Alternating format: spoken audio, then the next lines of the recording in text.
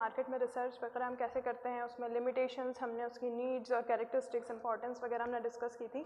आज हम डिस्कस करेंगे उसके एडवांटेजेस को आप मेरिट्स भी कह सकते हैं, बेनिफिट्स भी कह सकते हैं। तो जब ये क्वेश्चन आएगा तो आपको यही पॉइंट्स जो हैं उसमें एक्सप्लेन करके आने हैं, एडवांटेजेस हो, मेरिट्स हो, बेनिफिट्स हो।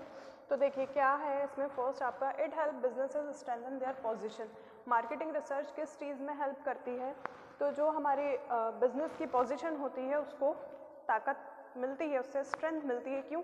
क्योंकि हमें हमारे कॉम्पिटिटर की हम स्टडी कर चुके होते हैं, हम जो भी प्रॉब्लम्स आ रही थी हमने उनको क्या कर दिया है, मार्केटिंग रिसर्च करके जान लिया है, उनके अल्टरनेटिव सॉल्यूशंस निकाल लिए हैं। तो इसमें क्या है, हमारी जो मार्केट पोजीशन है वो भी स्ट्रॉन्ग हो रही है, हमारी बिजनेस को भी स्ट्रेंथ मिल रही है। फिर सेकंड है it minimise any investment risk.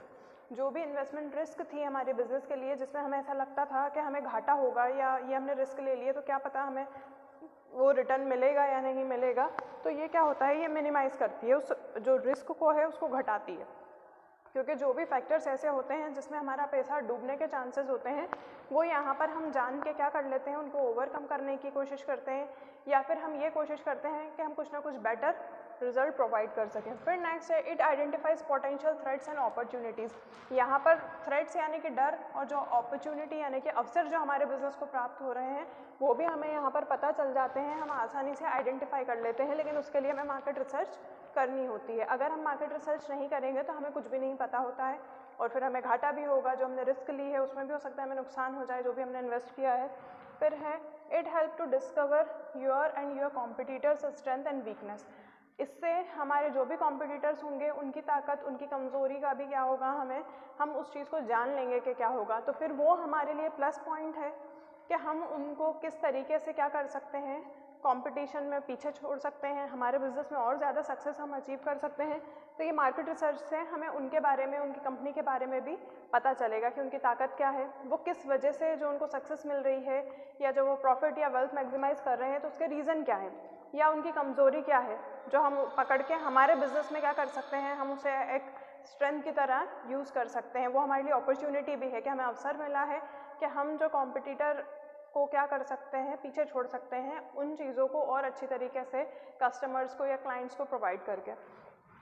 It facilitate strategic planning. इसकी हेल्प से हम जो प्लानिंग करते हैं, स्ट्रेटेजिक यानी कि जो रणनीतियाँ हमारे व्यापार के लिए हम बनाते हैं, तो वो भी हमारे लिए बहुत आसानी से और बहुत सही जो डिसीजन होते हैं हम हमारे बिजनेस में ले पाते हैं। क्योंकि हमें एक्चुअल में स्ट्रेंथ, वीकनेस, अपॉर्चुनिटीज़ जो हमारे कॉम्पिटिटर्स कर रहे हैं, वो जो हमारे बिजनेस में कमियां आ रही हैं या जो दिक्कतें आ रही हैं, वो सब चीज़ों का हम ओवरकम कर सकते हैं क्योंकि हमने पूरा उसके ऊपर अध्ययन यानी कि स्टडी की हुई होती है। फिर होता है it help in spotting emerging trends. जो इमर्जिंग ट्रेंड्स चल रहा है, जैसे कि हो भी सकता है दो बिजनेस जो हैं वो मिक्स या अमलगमेट होकर एक साथ भी बिजनेस कर सकते हैं, तो ये उनको भी हेल्प पे काम कर रही थी। फिर वो क्या हो गया है, अलग अलग हो गई हैं, तो उनके पीछे कुछ उनके डिस्प्यूट्स रहे होंगे, लेकिन बहुत सारी कंपनीज हैं जो एक साथ होकर काम करना चाहती हैं तो वो भी कर सकती हैं, तो ये उनको भी हेल्प करता है। It assist business to stay ahead of competition. ये जो है असिस्ट करता है बिजनेस को क्या बोलते हैं, एडवाइस करता है या उनको सपोर्ट करता है, उनको हेल्प करता है कि वो अपने जो कंपटीशन है उसमें आगे से आगे रहने की कोशिश करें, उसमें वो सक्सेस अचीव करें। फिर नेक्स्ट आता है इसमें इट प्रोवाइड रेवेन्यू प्रोजेक्शन। ये क्या प्रोवाइड करता है, रेवेन्यू यानी कि इनकम होता है, कहीं कहीं पे उसको रेवेन्यू कहा जाता है, कहीं कहीं पे इनकम कहा जाता है। तो जो रेवेन्यू प्रोजेक्शन होता है यानी कि हमें किस तरीके से जो है हमारा रेवेन्यू, हमारी जो इनकम है उनके बारे में जो भी हम डिसीजंस लेते हैं या जो हमें प्रॉफिट मिलता है, तो ये उसको भी प्रोवाइड करता है, हमें नए नए आइडियाज़ इससे मिल जाते हैं इसकी हेल्प से। फिर it focuses on customer need demand. ये किसको फोकस करता है, कस्टमर को, ताकि उनकी नीड और डिमांड जो होती हैं वो फुलफिल हो सके, उनकी जो ज़रूरतें हैं हम वो उनको प्रोवाइड कर सके, डिमांड उनकी पूरी कर सकें। तो ये सब हमें मार्केट रिसर्च करने के बाद पता चलता है। It helps to evaluate the success of business against benchmark. ये क्या करता है, एवेल्युएट करता है जो हमारे बिजनेस की सक्सेस हो रही है, जो बेंचमार्क डिसाइड था उससे ज़्यादा जो बढ़कर हम जो हमारी सक्सेस है वो जो प्राप्त कर रहे हैं, तो उसको भी एवेल्युएट करता है। फिर नेक्स्ट इसमें आता है प्रॉब्लम्स ऑफ मार्केटिंग रिसर्च। जब हम मार्केटिंग रिसर्च करते हैं तो उस ड्यूरेशन में हमें क्या क्या परेशानियाँ आ सकती हैं, तो वो होता है एग्जिस्टिंग मार्केटिंग रिसर्च मैथडोलॉजी। हो सकता है जो मेथड हम फॉलो कर रहे हैं वो सही ना हो, या जो मेथड उस टाइम पे चल रहा होता है हमें रिसर्च के पहले उस मेथड के बारे में पूरी स्टडी करना होता है, तो ये थोड़ा एक टाइम कंज्यूम वाली बात हो जाती है कि हमें पहले उसके बारे में स्टडी करेंगे तब हम मार्केट पे जाएंगे कि अभी क्या चल रहा है, वो मेथड्स हमें पूरी पता होनी चाहिए। फिर होता है क्वालिटी, जो हम क्वालिटी दे रहे हैं तो हमें उन चीज़, वो भी हमारे लिए एक प्रॉब्लम हो सकता है कि अगर हम जो क्वालिटी प्रोवाइड कर रहे हैं और हमारा कॉम्पिटिटर और अच्छी क्वालिटी प्रोवाइड कर रहा है, तो ये हमारे लिए एक दिक्कत वाली बात है कि हम को भी उसकी क्वालिटी को क्या करना है, अब वो भी हमारा कॉम्पिटिटर है, हमें उसको बाइट करना है, हमें एक अच्छी क्वालिटी प्रोवाइड करना है, तो उसके लिए हमारी जो कॉस्ट है वो क्या बैठेगी, XYZ। इससे रिलेटेड भी बहुत सारी प्रॉब्लम्स जो हैं वो आती हैं। फिर होती है रिसर्च आउटकम्स, यानी कि फॉर क्लाइंट्स, जो भी रिसर्च का आउटकम निकल के आता है क्लाइंट के थ्रू या क्लाइंट के लिए, तो उस चीज़ को हमें क्या करना रहता है, हमारे बिजनेस में चेंजेस लाने होते हैं, उनकी जो भी प्रॉब्लम्स होती हैं उनको ओवरकम करने की कोशिश करनी होती है। तो ये रिसर्च में बहुत सारी एन नंबर ऑफ प्रॉब्लम्स जो हैं हमें आती हैं। फिर डिफ्रेंशिएट फ्रॉम योर कॉम्पिटिटर, हमें हमारे कॉम्पिटिटर से अलग मेथड्स यूज़ करके रिसर्च करना होता है, क्योंकि क्या होता है अगर एक ही मेथड पे सभी कॉम्पिटिटर, सभी बिजनेसमैन एक साथ रिसर्च करने लग जाएंगे तो फिर जो पॉपुलेशन होती है वो ये सोचते हैं कि जब भी जो भी आता है वो एक सवाल करता है, तो वो क्या करते हैं, उनको अवॉइड करते हैं, इग्नोर करते हैं, उनको प्रॉपर रिस्पॉन्स नहीं करते हैं। फिर है देयर इंटर रिलेशनशिप, यानी कि जो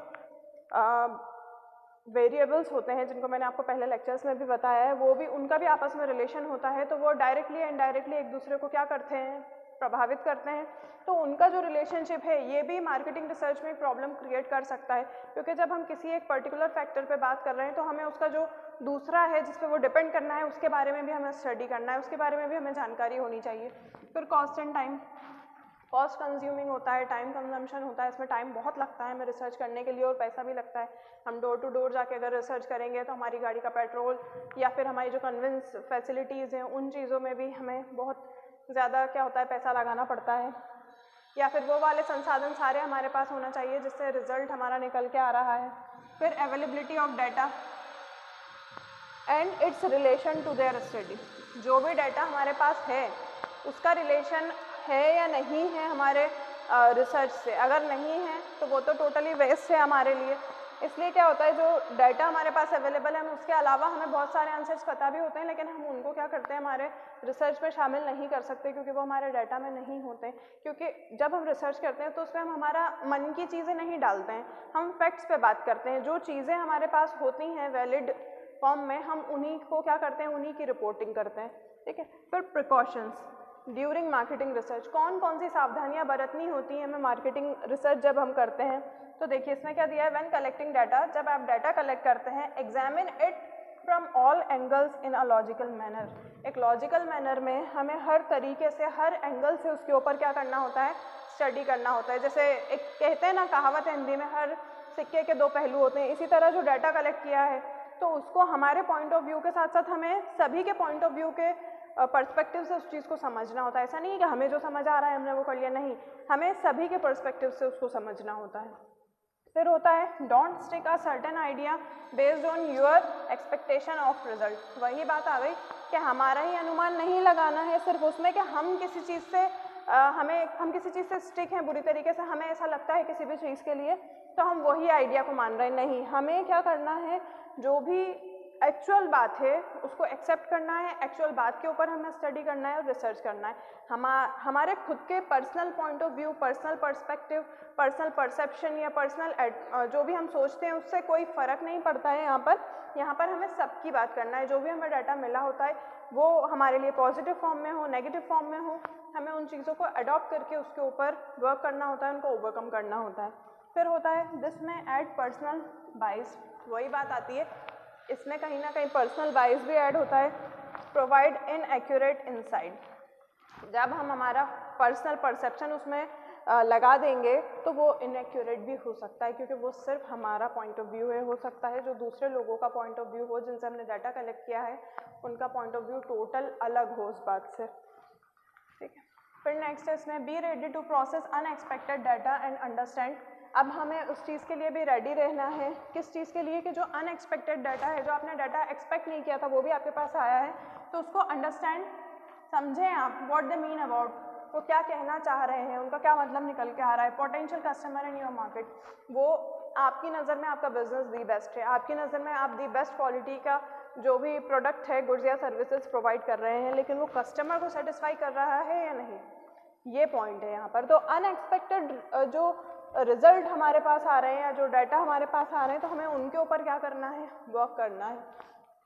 reminding yourself a market research objective, बार बार अपने आप को रिमाइंड करें कि मार्केट रिसर्च का आपका उद्देश्य क्या है, उससे आपको डिस्ट्रैक्ट नहीं होना है। जो आपका उद्देश्य है आपको उसी के ऊपर रिसर्च करके सॉल्यूशन निकालना है आपके alternatives. Use spreadsheet programme, SPSS होता है एक एप्लीकेशन स्प्रेडशीट प्रोग्राम, यानी कि यहाँ कंप्यूटर की बात हो रही है। तो जब आप डाटा गैदर करते हैं तो आप उसका यूज़ करें, तो आपके पास सब कुछ एक स्ट्रक्चर्ड मैनर में होगा। ये आपको इनेबल करेगा स्टैटिस्टिकल एनालिसिस आप आराम से कर सकते हैं। आइडेंटिफाइड ट्रेंड, जो ट्रेंड और थीम अभी चल रहा है उसका एनालाइज करने में आपकी काफ़ी हेल्प करेगा।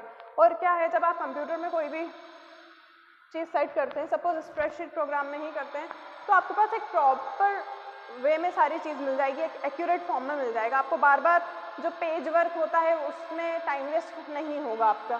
फिर होता है if your result do not conclude, अगर आपका रिजल्ट जो सेटिस्फैक्ट्रीली नहीं आ पा रहा है, तो be ready to refine your market research process. अब आप रेडी हो जाएं कि आपको रिफाइन करना है आपका market research process and conduct a modified second round of reviews. अब जब आपका रिज़ल्ट उस टाइम कंफर्म और सही नहीं आया है, जैसा हम चाहते थे वैसा नहीं आया है, तो हमें यहाँ क्या करना है, हमें उस रिज़ल्ट को सेटिस्फैक्टरी करने के लिए हमें फिर सेकंड राउंड में जाना पड़ेगा, हमें वापस उसके ऊपर रिसर्च करना पड़ेगा। इसलिए इन चीज़ों का हम ख़ास ध्यान रखते हैं ताकि जब हम रिसर्च कर रहे हैं तो हम अप्रॉक्स जो भी हमारा रिज़ल्ट निकल के आता है वो पॉजिटिव आए, जो हम एक्चुअली में चाहते हैं वही कंक्लूजन हम क्या कर सकें, प्राप्त कर सकें हमारे